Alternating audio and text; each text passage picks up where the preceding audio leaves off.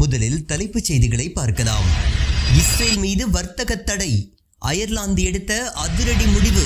1200 கோடியை இழந்த இஸ்ரேல். வரலாற்றிலேயே இப்படி நடந்ததில்லை. ஸ்தம்பிக்க வைத்த ஈரானின் சம்மட்டி அடி. ட்ரம்பை எச்சரித்த இஸ்ரேல் எதிர்க்கட்சிகள். காசாவிற்கு ஆதரவாக நின்ற ஆஸ்திரேலிய கிரிக்கெட் வீரர் பிரபல ஸ்போர்ட்ஸ் டிவிக்கு உஸ்மான் கவாஜா கொடுத்த நெத்தியடி. இனி செய்திகளை விரிவாக பார்க்கலாம். 1200 கோடியை இழந்த இஸ்ரேல். வரலாற்றிலேயே இப்படி நடந்ததில்லை. ஸ்தம்பிக்க வைத்த ஈரானின் சம்மட்டி அடி. ஈரானுடனான போரில் இஸ்ரேலுக்கு 1200 கோடி அளவிற்கு சேதம் ஏற்பட்டுள்ளது. ஈரான் இஸ்ரேல் மீது 12 நாட்களாக நடத்திய ஏவுகணை தாக்குதல்களால் வரலாற்றிலேயே இல்லாத அளவிற்கு மிகப்பெரிய சேதத்தையும் சவாலையும் எதிர்கொண்டதாக இஸ்ரேல் நிதி அமைச்சகம் மற்றும் வரி ஆணையம் வெளியிட்ட அறிக்கையில் குறிப்பிட்டுள்ளது. நிதியமைச்சர் பெசலல் ஸ்மோட்ரிச் போரின் ஒட்டுமொத்த செலவு 12 பில்லியன்கள், அதாவது இந்திய ரூபாயின் மதிப்பில் 1200 கோடியை எட்டக்கூடும் என்று தெரிவித்துள்ளார். ஆனால் இஸ்ரேல் வங்கியின் ஆளுநர் அமீர் யாரோன் ப்ளூம்பெர்க் தொலைக்காட்சிக்கு அளித்த பேட்டியில் சுமார் 6 பில்லியன் அளவிற்கு மட்டுமே செலவழித்ததாக மதிப்பை குறைத்து கூறியுள்ளார். ஏற்கனவே கடந்த 2 ஆண்டுகளாக போரில் ஈடுபட்டு வரும் இஸ்ரேலுக்கு ஈரானுடனான 12 நாட்கள் போரில் இவ்வளவு பெரிய தொகை சேதம் ஏற்பட்டுள்ளது மிகப்பெரிய பொருளாதார அழிவாக பார்க்கப்படுகின்றது. ட்ரம்பை எச்சரித்த இஸ்ரேல் எதிர்க்கட்சிகள். இஸ்ரேல் பிரதமர் நெதன்யாகு மீதான ஊழல் விசாரணையை கைவிட வேண்டும் என அமெரிக்க அதிபர் டொனால்டு ட்ரம்ப் வலியுறுத்தியதற்கு இஸ்ரேலின் எதிர்க்கட்சி தலைவர்கள் கடும் கண்டனம் தெரிவித்துள்ளனர். இஸ்ரேலிய எதிர்க்கட்சி தலைவரான யாயர் லாபிட் இஸ்ரேலிய பிரதமர் நெதன்யாகுவின் தற்போதைய ஊழல் விசாரணையை கைவிட வேண்டும் என்று அமெரிக்க அதிபர் டொனால்டு ட்ரம்ப் கூறிய கருத்துக்களுக்காக அவரை கடுமையாக எச்சரித்துள்ளார். இஸ்ரேலிய வலைத்தளமான ஒய்நெட்டிற்கு அளித்த பேட்டியில் அமெரிக்க அதிபர் ட்ரம்பிற்கு தாங்கள் நன்றி தெரிவித்துக் கொள்வதாகவும், அதே வேளையில் சுதந்திர நாடான இஸ்ரேலின் நீதித்துறை நடவடிக்கைகளில் அமெரிக்க தலைவர் தலையிடுவதை தவிர்க்க வேண்டும் என்றும் லாபிட் வலியுறுத்தினார். இஸ்ரேல் பிரதமர் பெஞ்சமின் நெதன்யாகு மீதான ஊழல் வழக்கு விசாரணையை அமெரிக்க அதிபர் ட்ரம்ப் சூனிய வேட்டை என்று விமர்சித்திருந்தது குறிப்பிடத்தக்கது. காசாவிற்கு ஆதரவாக நின்ற ஆஸ்திரேலிய கிரிக்கெட் வீரர் பிரபல ஸ்போர்ட்ஸ் டிவிக்கு உஸ்மான் கவாஜா கொடுத்த நெத்தியடி. காசா பற்றிய சமூக ஊடக பதிவுகளுக்காக பத்திரிகையாளர் பீட்டர் லாலரை SEN என்ற பிரபலமான ஸ்போர்ட் மீடியா வேலையை விட்டு நீக்கியது. இதற்கு எதிர்ப்பு குரல் கொடுக்கும் விதமாக கரிபியனில் மேற்கிந்திய தீவுகளுக்கு எதிரான முதல் டெஸ்டிற்கு முன்பு SEN மீடியாவிற்கு தான் அளிக்கவிருந்த நேர்காணலில் பங்கேற்பதை ஆஸ்திரேலியா கிரிக்கெட் வீரர் உஸ்மான் கவாஜா புறக்கணித்துள்ளார். பிரிட்ஜ்டவுனில் ஆஸ்திரேலியாவின் முதல் இன்னிங்ஸில் மொத்த எண்ணிக்கையான 180 ரன்களில் 47 ரன்கள் எடுத்த கவாஜா SEN மைக்ரோஃபோனை பார்த்ததும் மறுத்ததோடு உங்களுக்கு பேட்டியளிக்க விரும்பவில்லை என்று செய்தியாளர்களான ஆடம் காலின்ஸ் மற்றும் பாரத் சுந்தரேசனிடம் முகத்திற்கு நேராகவே தனது முடிவை தெரிவித்து அதிரடி காட்டியுள்ளார்.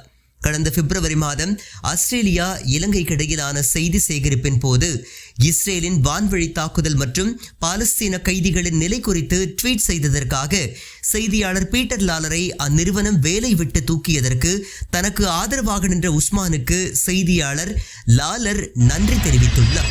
ஈரான் பலத்தை பார்த்து அரண்டு போன இஸ்ரேலியர்கள்.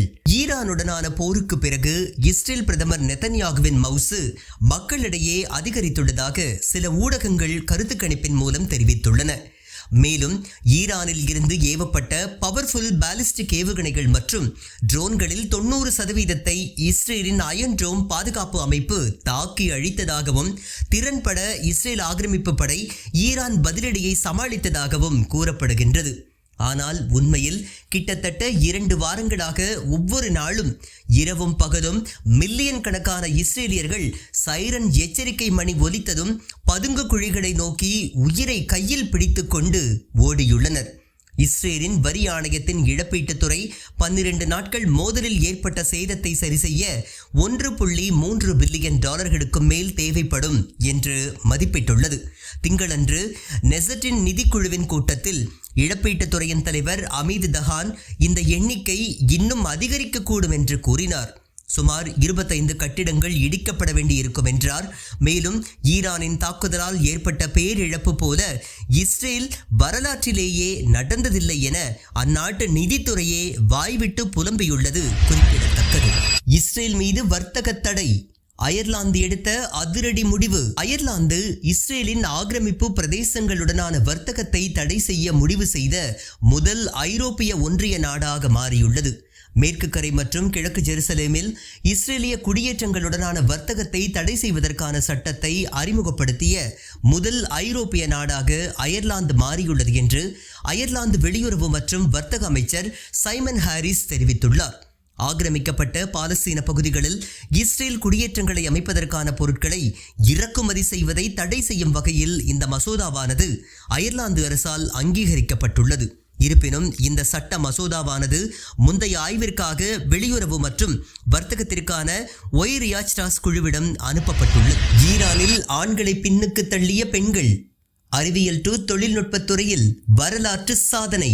ஈரானில் அறிவியல், தொழில்நுட்பம், பொறியியல் மற்றும் கணிதம் ஆகிய துறைகளில் பல்கலைக்கழக பட்டதாரிகளில் சுமார் 70% பெண்கள் உள்ளனர்.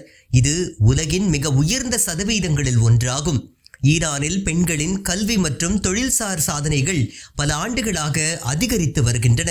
குறிப்பாக அறிவியல், தொழில்நுட்பம், பொறியியல் மற்றும் கணித துறைகளில் பெண்களின் பங்களிப்பு என்பது மிகவும் குறிப்பிடத்தக்கதாக உள்ளது. இது ஆண்களுக்கு நிகரான உரிமைகளை பெறுவதற்கான ஒரு படிநிலையாகும். ஈரானில் பெண்களுக்கான கல்வி வாய்ப்புகள் அதிகரித்துள்ளன.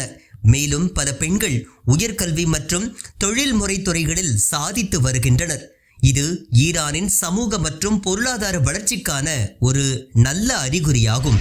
பாகிஸ்தான் மிகவும் இரகசியமான முறையில் கண்டம் விட்டு கண்டம் பாயும் அணுசக்தி ஏவுகணைகளை உருவாக்கி வருவதாக அமெரிக்க உளவுத்துறை அமைப்பு தகவலை வெளியிட்டுள்ளது. இந்த ஏவுகணைகள் 5500 கிலோமீட்டருக்கும் அதிகமான தூரத்தில் உள்ள இலக்குகளை தாக்கக்கூடிய திறன் கொண்டவை என்று தெரிவிக்கப்பட்டுள்ளது. உளவுத்துறை அமைப்பு அறிக்கையில் இந்தியாவின் ஆபரேஷன் சிந்தூருக்கு பிறகு சீனாவின் உதவியுடன் பாகிஸ்தான் தனது ஆயுத களஞ்சியத்தை கணிசமாக அதிகரிக்க முடிவு செய்துள்ளது என்று குறிப்பிடப்பட்டுள்ளது. இதன் ஒரு பகுதியாக அமெரிக்காவின் பல முக்கிய பகுதிகளை குறிவைக்கும் திறன் கொண்ட கண்டம் விட்டு கண்டம் பாயும் ஏவுகணைகளை பாகிஸ்தான் இரகசியமாக உருவாக்கி வருவதாக தகவல்கள் வெளியாகியுள்ளன. இப்படி கண்டம் விட்டு கண்டம் தாவும் ஏவுகணைகளை தயாரித்தால் பாகிஸ்தான் இனி அமெரிக்காவின் எதிரியாக கருதப்படும் என அந்நாட்டு அதிகாரிகள் எச்சரிக்கை விடுத்ததாகவும் தகவல்கள் வெளியாகியுள்ளன.